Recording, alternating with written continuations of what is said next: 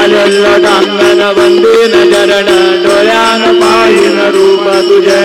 प्रेमे अलंकार आनंद भोजन भावे ओवाळीन मने नामा त्वमेव माता पिता त्वमेव त्वमेव बंधुज सखा त्वमेव त्वमेव विद्या द्रविणं त्वमेव त्वमेव सर्वं मम देव देव कायेन वाचा मनसेन्द्रियर्वा बुद्ध्यात्मना वा प्रकृति स्वभाव करोमि यद्यत् सकलं परस्मै नारायणाय समर्पयामि अच्युतं केशवं राम नारायणं कृष्णदामोदरं वासुदेवं हरिं श्रीधरं माधवं गोपिकावल्लभं जानकी नायकं रामचन्द्रं भजे हरे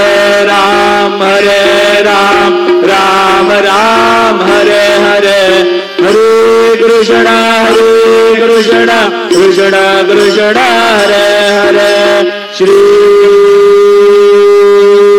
गुरुदेव दत्त अनंता तुला ते कसे रे स्तवावे अनंता तुला ते कसे रे नमावे अनाशिणे शेष गाता नमस्कार साष्टांग श्री साईनाथा